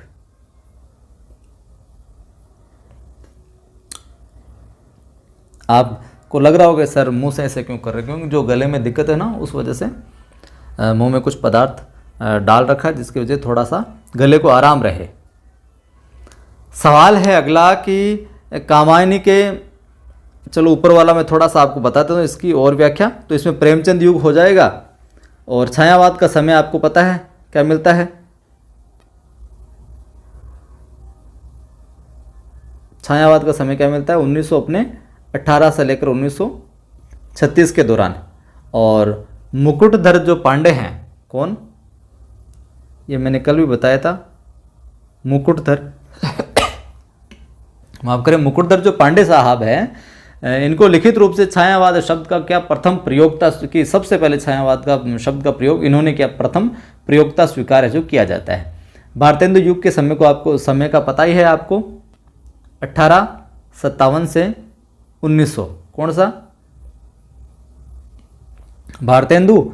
और भारतेंदु युग का जो नाम है भारतेंदु हरिश्चंद्र के जी के नाम पर ही पड़ा, और इनका जन्म 1850 में होता है, मृत्यु 85 में हो जाता है, और 35 वर्ष की अल्पायु में अवस्था में निधन हो जाता है। उसके बावजूद भी इन्होंने बहुत साहित्य है जो लिखा है, हिंदी के अंदर बहुत देन है, बहुत योगदान है इनका।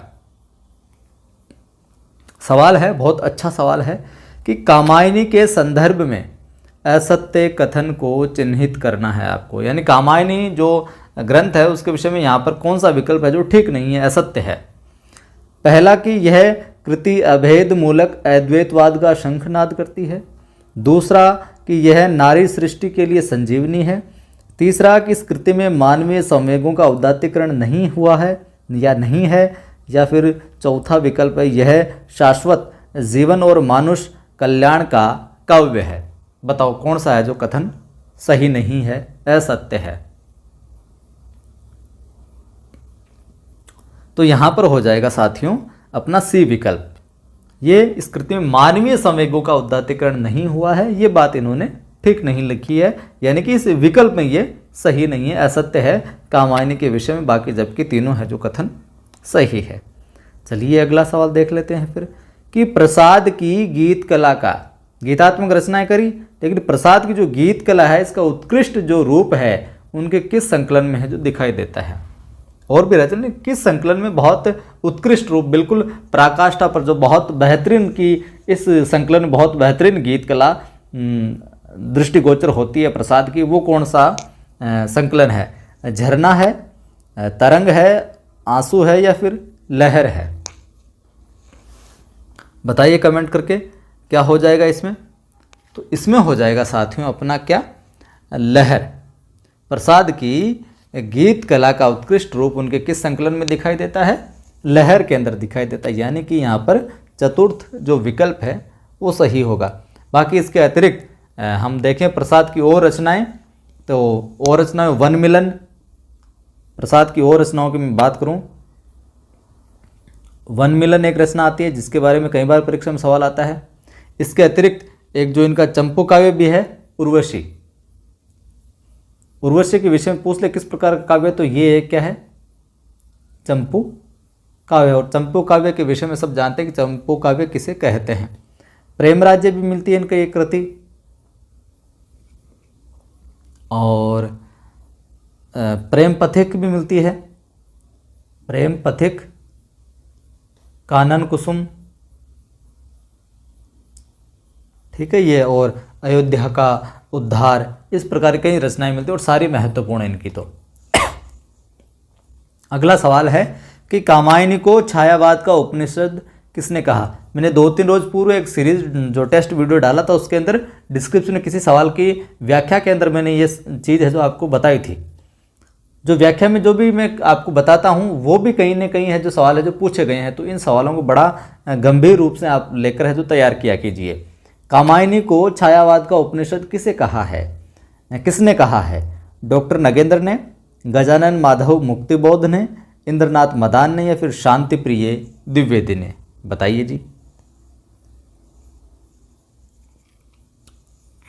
उत्तर हो जाएगा शांति प्रिय द्विवेदी महोदय ने कहा कि कामायनी क्या है? छायावाद का उपनिषद है। चलिए मान लेते हैं इनकी बात। सवाल है, नारी तुम केवल श्रद्धा हो। ये पंक्ति कई बार पूछी गई और बहुत महत्वपूर्ण और आपको पता भी होगा। नारी तुम केवल श्रद्धा हो किस रचना में है? किस रचना में बताओ देखें। कामायनी, चंद्रगुप्त, साकेत और भारत भारती। साहित्य इतिहास की दृष्टि से तो महत्वपूर्ण है ये सवाल, और सेकंड ग्रेड वालों के लिए तो बिल्कुल आसान भी होना चाहिए ये सवाल। तो यहाँ पर उत्तर हो जाएगा अपना ए। किसकी है? कामायनी। प्रकाशन वर्ष कामायनी का तो 1935 देखने को मिलता है। सर्ग पूछ ली माफ करें, सर्ग पूछ ले तो 15 सर्ग मिलते हैं, और मुख्य छंद पूछ ले इसका तो छंद इसमें क्या, ये सारी विशेषता मैं बता दे रहा हूँ यहाँ पर। तांटक छंद है जो देखने को मिलता है इसमें, और इसका जो अंगिरस है, अंगिरस की बात आए इसकी तो वो क्या है?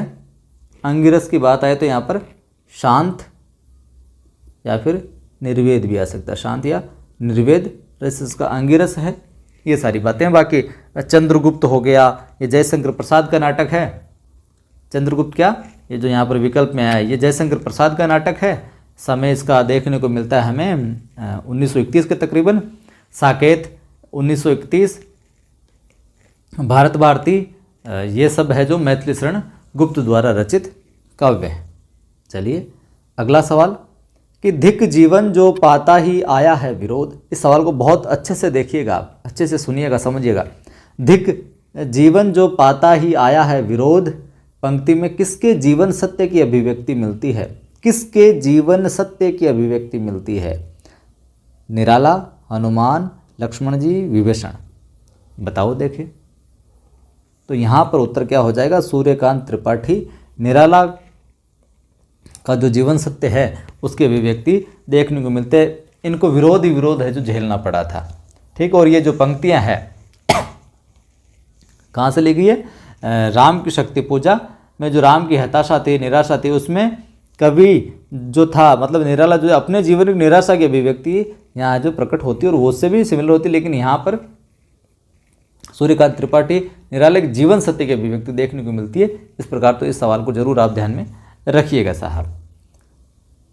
सवाल है अगला कि निराला के अनुसार हिंदी में मुक्तक काव्य किस छंद की, माफ करें यहाँ पर बुनियाद है केवल, किस छंद की बुनियाद पर सफल हो सकता है?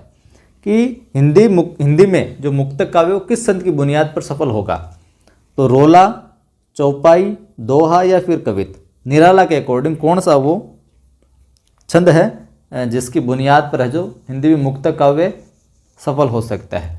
तो यहाँ पर हो जाएगा वो कवित। क्या बताते हैं ये? कवित। और कवित को निराला ने हिंदी का जातीय छंद भी कहा है। प्रकाशन काल के अनुसार ये सवाल कई बार आए हुए हैं और आएंगे भी, क्योंकि ये बहुत महत्वपूर्ण और जो इम्पोर्टेंट हस्ताक्षर हैं, लेखक हैं, उन्हीं के सवाल हैं ये। प्रकाशन काल के अनुसार निम्नलिखित कृतियों का सही अनुक्रम है प्रकाशन काल के अकॉर्डिंग? आंसू, ग्रंथि, यामा, बेला, या फिर ग्रंथि, आंसू, यामा, बेला, आंसू, ग्रंथि, बेला, आंसू, यामा, ग्रंथि? वीडियो को रोक के आप अच्छे से विकल्प पढ़ लो, कौन से विकल्प में कृतियों का सही अनुक्रम है अकॉर्डिंग टू प्रकाशन काल। तो बताओ देखिए कमेंट करके कौन सा क्या है। तो यहाँ पर अपना उत्तर क्या हो जाएगा? उत्तर हो जाएगा बी। अब देखिए बी के अंदर क्या क्या है। सबसे पहले ग्रंथि, यहाँ 1 नंबर लगा देता हूँ, 2 नंबर आंसू, 3 नंबर यामा और 4 पर बेला। देखिए ग्रंथि 1920। ग्रंथि का क्या है समय? 1920। दूसरा आंसू 1925। 3 पर यामा 1940, ये 3 नंबर है ना। और चौथी बेला 1946। ठीक है, बी विकल्प ठीक हो गया। 1920, 25, 40 और 46। अब इनके जो लेखक है वो भी जान लीजिए आप। पहली कृति कौन सी यहाँ पर? ग्रंथि। तो ग्रंथि के कौन है अपने? पंत। फिर 2 नंबर पर आंसू कौन है? प्रसाद की है, ये जयशंकर प्रसाद की। 3 नंबर पर यामा महादेवी वर्मा। और बेला निराला। ठीक है, तो प्रकाशन वर्ष भी ध्यान में रखना और लेखक भी ध्यान में रखना इनके आप। अगला सवाल है कि सुनकर क्या तुम भला करोगे, मेरी भोली आत्मकथा अभी समय भी नहीं, थकी सोई है मेरी मीन व्यथा। उपयुक्त जो काव्य पंक्तियां हैं निम्नलिखित में से किसके द्वारा रचित है? कौन रचनाकार है? जयशंकर प्रसाद है, महादेव वर्मा है, नरेंद्र शर्मा है, या फिर सूर्यकांत त्रिपाठी निराला है? बताइए जी। और अपने आप पर आप विश्वास कीजिए, आपके पास जो सामग्री है, कंटेंट है, उस पर विश्वास कीजिए और लगातार नियमित रूप से लगे रहिए। बस हमेशा ये सोचें मेरा चयन होगा, जो मैं पढ़ रहा हूँ बिल्कुल सही पढ़ रहा हूँ, मुझे सब कुछ याद हो रहा है, मेरा पेपर अच्छा होगा, मेरे जीवन में सब कुछ सकुशल होगा, प्रसन्नता आएगी। इस तरह की चीज़ें हैं जो अपने माइंड को बार बार देते रहें आप, ताकि आपका जो मस्तिष्क की लेयर है सकारात्मक लेयर बन जाए आपके मस्तिष्क में और अच्छा फील करो आप। और अच्छा फील करोगे तो अच्छे से पढ़ाई भी होगी। तो किसकी है ये पंक्तियां? तो उत्तर हो जाएगा ए, जयशंकर प्रसाद की। और मैं बात करूं, दुख ही जीवन की कथा रही, क्या कहूं आज सो नहीं कही, ये पंक्तियां किसकी है? ये आप कमेंट करके बताइएगा। चलिए अगला सवाल, अगला भी वही है उसी प्रकार का। प्रकाशन वर्ष के अनुसार निम्नलिखित रचनाओं का सही अनुक्रम है। प्रकाशन वर्ष के अनुसार, अब अलग अलग है रचनाएं। अनामिका है, झरना है, पल्लव है, निहार है। पल्लव, निहार, झरना, अनामिका, झरना, अनामिका, पल्लव, निहार, या फिर झरना, पल्लव, अनामिका, निहार। वीडियो रोकें और अच्छे से सुनकर, समझकर, देखकर बताओ, देखिए क्या होगा।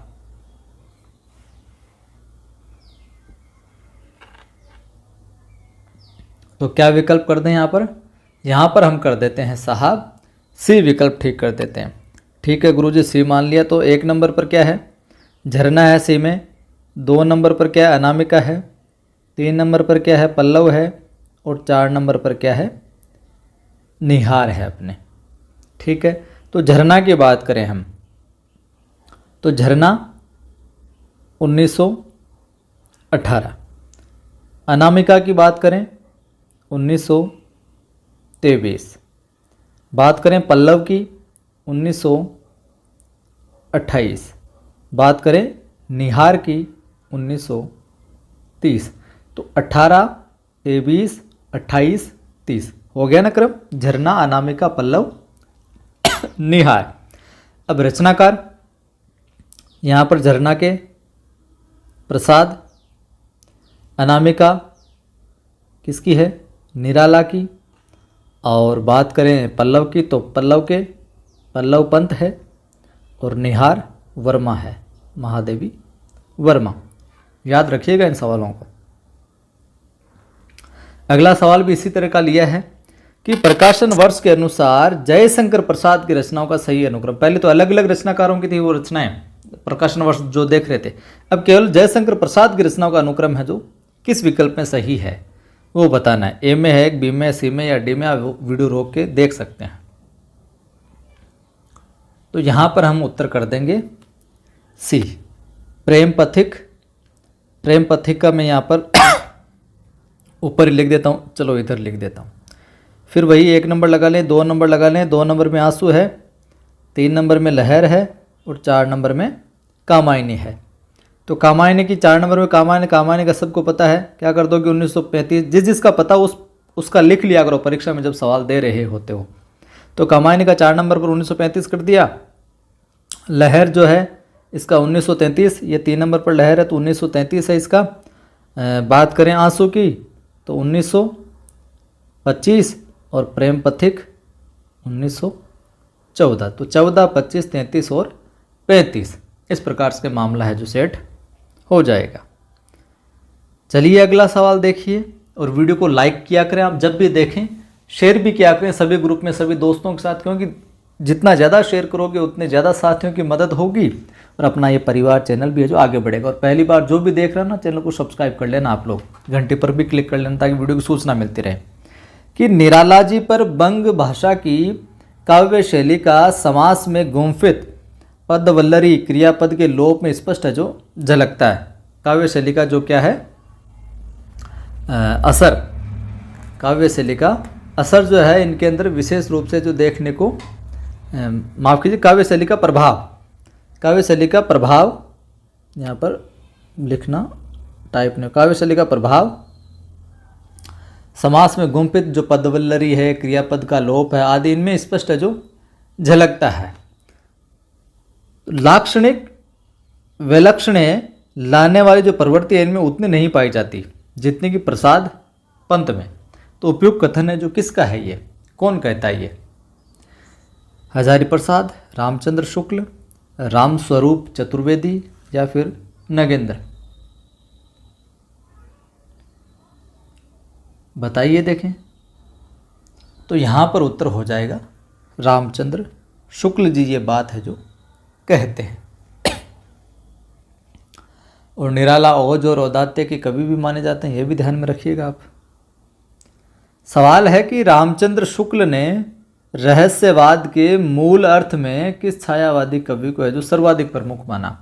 रामचंद्र शुक्ल ने कहा कि जो रहस्यवाद का जो मूल अर्थ है, इस मूल अर्थ के अकॉर्डिंग में देखूं तो छायावाद का कवि ये है, ये सर्वाधिक प्रमुख है छायावाद के दृष्टिकोण से। तो वो किसको माना था शुक्ल ने? पंत को, प्रसाद को, निराला को या फिर महादेवी वर्मा को?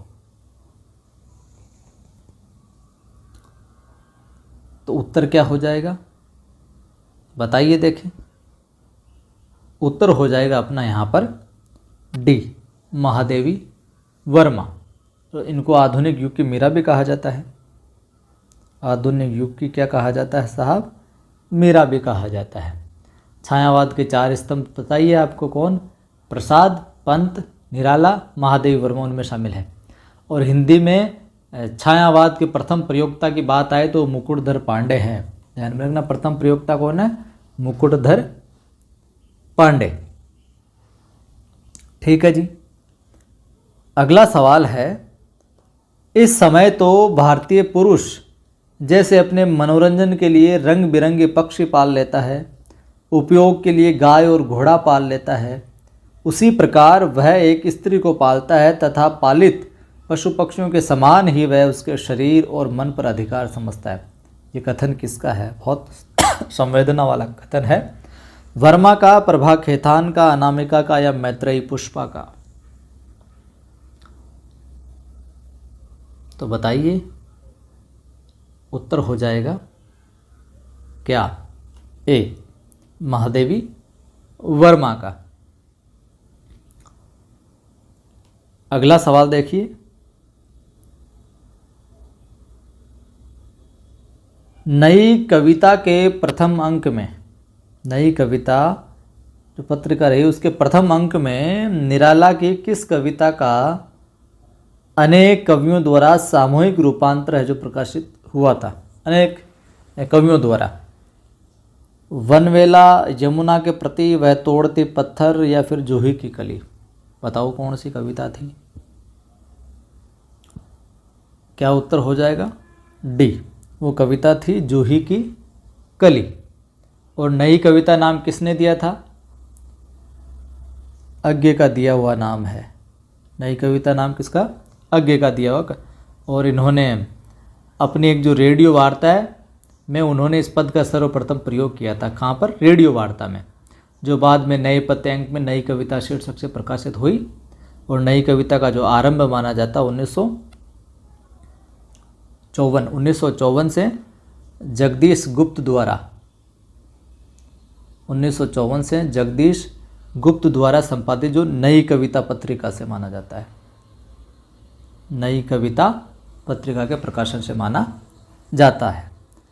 आधुनिक काल की किस काव्य धारा में रहस्यवाद की भावना पाई जाती है?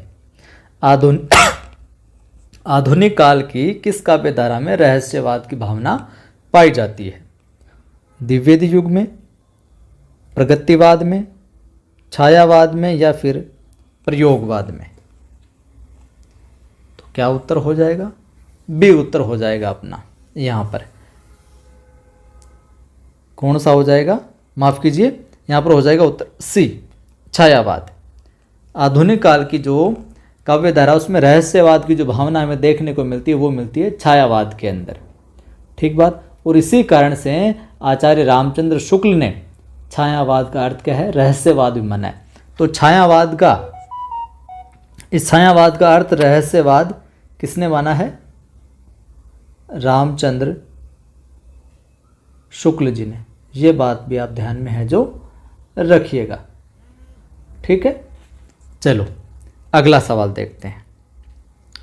और किताब के लिए पहले वाली किताबें सेकंड ग्रेड 1 लाइन सभी है जो बिक चुकी है, आउट ऑफ स्टॉक है।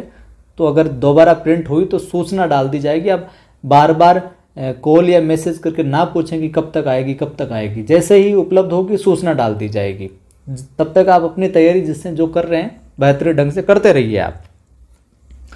छायावाद का पूर्वाभास किस कवि की रचनाओं में प्रकट हुआ?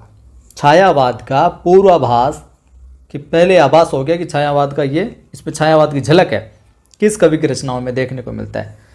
रूपनारायण पांडे, लोचन प्रसाद पांडे, श्याम नारायण पांडे या फिर मुकुटधर पांडे? बताएं जी। तो वो कवि रचनाकार थे कौन? मुकुटधर पांडे। मुकुटधर पांडे जी जो थे, इनकी रचनाओं में छायावाद का पूर्वाभास है जो देखने को मिला। और प्रकृति के उपासक कवि हैं, द्विवेदी युग के हैं। द्विवेदी युग के कवि मुकुटधर पांडे प्रकृति के उपासक कवि हैं। तो ये भी ध्यान में रख लेना। देखिए, जो द्विवेदी युग है, भारतेंदु युग है, छायावादी युग है, इसके कौन कौन से कवि प्रमुख हैं उनको भी आप जरूर याद है जो रख लीजिए। इनके काव्य में हम देखें तो भावात्मकता, रहस्यात्मक, रहस्यानुभूति, इन चीज़ों के दर्शन होते हैं। द्विवेदी युग के जो मुकुटधर पांडे ये सर्वश्रेष्ठ गीतकार भी रहे हैं और छायावाद का पूर्वाभास इनमें मिलता है। ये ध्यान में रखना आप। चलिए अगला सवाल है। पंत को, पंत यानी ऋषभ पंत नहीं, सुमित्रानंदन पंत, आपने ऋषभ पंत समझ लो, आज का क्रिकेटर, विकेट कीपर। सुमित्रानंदन सबको पता है, थोड़ा सा हंसी मजाक। पंत को किस काव्य कृति पर ज्ञानपीठ पुरस्कार मिला था? लोकायतन पर, पल्लव पर, चिदंबरा पर या फिर ज्योत्सना पर? कौन सी वो कृति थी जिस पर पंत को ज्ञानपीठ पुरस्कार मिला था?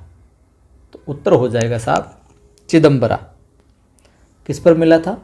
चिदंबरा पर मिला था। और समय हमें देखने को मिलता है 1968, 1968। पंत जी छायावादी कवि है, प्रकृति के सुकुमार कवि कहे जाते हैं। प्रमुख रचनाओं की बात करें तो आप सबको विदित है, ग्रंथि नाम आता है, पल्लव नाम आता है इनकी रचनाओं में, गुंजन, वीणा, उच्छ्वास और युगांत आता है, युगवाणी आता है, स्वर्ण किरण और कला और बूढ़ा चांद और लोकायतन, मधुबन, ये सारी की सारी हमें पंत की कृतियाँ देखने को मिलती है। अगला सवाल है अपना कि निराला की जो बादल राग कविता है उसका संबंध है छायावादी सौंदर्य से, प्रगतिवादी चेतना से, प्रयोगवादी चेतना से या फिर प्रकृति के सौंदर्य से? बादल राग कविता का संबंध बताना है साहब। बहुत अच्छा सवाल है और कई बार पूछा गया है। तो यहाँ पर अपना उत्तर हो जाएगा निराला की जो बादल राग कविता है, इसका जो संबंध है इन विकल्पों में से वो निकल कर आता है प्रकृति के सौंदर्य से। ठीक है जी, प्रकृति के सौंदर्य से। और अगला हम सवाल देखें तो वो है निम्नलिखित में निराला की व्यंग्यपरक कविता कौन से प्रमुख रूप से व्यंग्यपरक कविता कौन सी है? तुलसीदास आएगी इसमें, सरोज स्मृति आएगी, कुकुरमुत्ता आएगी, या फिर तोड़ती पत्थर आएगी?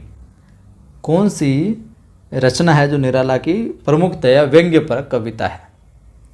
यहाँ उत्तर हो जाएगा अपना क्या, विकल्प देखकर ही आप अंदाज लगा सकते हो, कुकुरमुत्ता। कौन सी? कुकुरमुत्ता व्यंग्यपरक इनकी कविता है। अन्य रचनाओं की बात करें आप निराला की, तो आपने सुन रखा है परिमल, कई बार परीक्षा में आई है। इसके अतिरिक्त अनामिका, परिमल, अनामिका, नए पत्ते, ये पूछी जाती है इसलिए मैं लिखवा रहा हूँ, बाकी तो यहाँ पे लिखी हुई है। और आराधना, एक अर्चना,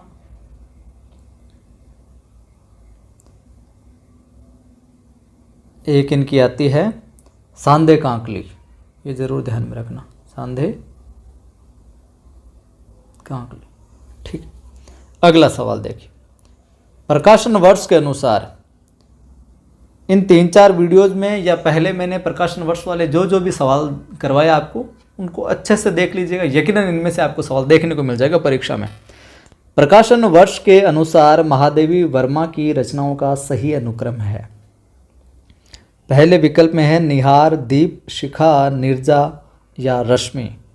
दूसरे में दीप, शिखा, निहार, रश्मि, निर्जा, निर्जा, निहार, रश्मि, दीप, शिखा, और निहार, रश्मि, निर्जा, दीप, शिखा।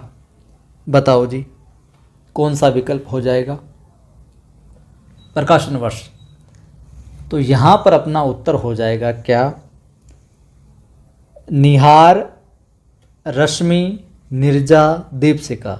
निहार, रश्मि, निर्जा, दीप, शिखा। अब देखो इन, यानी कि डी विकल्प हो जाएगा। तो हम बात करें निहार की 1930, रश्मि की बात करें 1932, निर्जा की बात करें तो 1935, और दीप, शिखा की अगर हम बात करें तो 1942। 30, 32, 35, 42 ये समय हमें देखने को मिलता है इनका प्रकाशन वर्ष। ठीक है जी, प्रकाशन वर्ष ध्यान में रखिएगा। और किनकी है? महादेवी वर्मा जी की है। सवाल है, मिलन का मत नाम लो, मैं विरह में चिर हूँ। ये पंक्ति किस रचनाकार की है? महादेवी वर्मा की है, सहजोबाई की है, मीराबाई की, या फिर सुभद्रा कुमारी चौहान की है?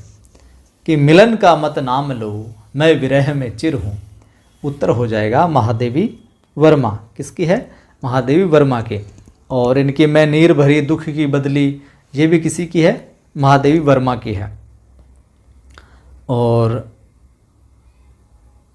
ये पंत की आपको पता, ये वियोगी होगा पहला कवि, आह से उपजा होगा गान, ये भी कई बार पूछी है जो जाती है। सवाल है अगला, हिंदी साहित्य में, आसान सवाल है इसका, तो आप उत्तर कमेंट में कर देना खुद ही। हिंदी साहित्य में महाप्राण जो है वो किस कवि के लिए प्रयुक्त होता है? महाप्राण शब्द किस कवि के लिए आता है? तुलसीदास, निराला, जयशंकर प्रसाद या सूरदास? आप कमेंट करके बता दीजिएगा साहब, आसान है ये तो। अगला सवाल है कि इस करुणा कलित हृदय में अब विकल रागिनी बजती, क्यों हाहाकार स्वरों में वेदना असीम गरजती। पंक्तियों के रचनाकार कौन है? पंत, महादेव वर्मा, जयशंकर प्रसाद, या फिर सूर्यकांत त्रिपाठी, निराला।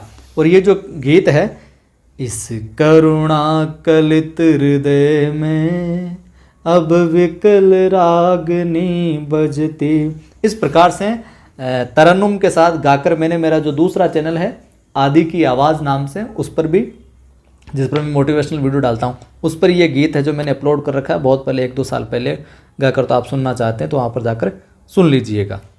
तो यहाँ पर किसकी है ये पंक्तियाँ, कौन है रचनाकार, बताओ देखें। तो उत्तर हो जाएगा अपना जयशंकर प्रसाद। सी यहाँ पर विकल्प हो जाए। जयशंकर प्रसाद की है ये पंक्तियाँ। सवाल है कि अरविंद दर्शन से बहुत ही प्रभावित थे, इनमें से कौन वो रचनाकार था जो अरविंद दर्शन से बहुत ज़्यादा प्रभावित था? निराला, जयशंकर प्रसाद, सुमित्रा नंदन पंत या फिर महादेवी वर्मा? बताइए कौन था? तो उत्तर होगा अपने सुमित्रा नंदन पंत, सुमित्रा नंदन पंत। ठीक है। और इनका जो संपूर्ण साहित्य वो सत्यम शिवम सुंदरम के आदर्शों से प्रभावित होते हुए भी समय के साथ साथ क्या है, बदलता रहा इनका। शुरुआत की कविता में हम देखें इनकी पंत की, तो प्रकृति और सौंदर्य का चित्रण देखने को मिलता है। इससे थोड़ा सा एक स्टेप आगे बढ़ते हैं तो फिर इन्होंने छायावाद की जो सूक्ष्म कल्पना है, कोमल जो भावना है वो देखने को मिलती है। और जो आगे की अंतिम चरण की कविता आती है उसमें प्रगतिवाद और विचारशीलता के बाद की रचनाएं देखने को मिलती है।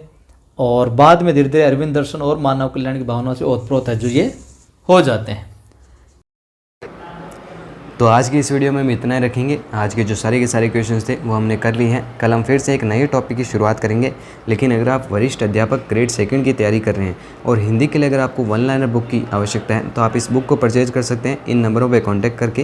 केवल 184 पेज के अंदर वन लाइनर प्रश्नोत्तर के रूप में संपूर्ण पाठ्यक्रम पर आधारित है और रिविजन के लिए एकदम शानदार बुक है, तो आप इसे ज़रूर परचेज कीजिएगा अगर आप ग्रेड 2 की तैयारी कर रहे हैं। हिंदी के लिए ये बुक है। इस नंबर पर आप कॉन्टैक्ट कर सकते हैं 8619738734 पे।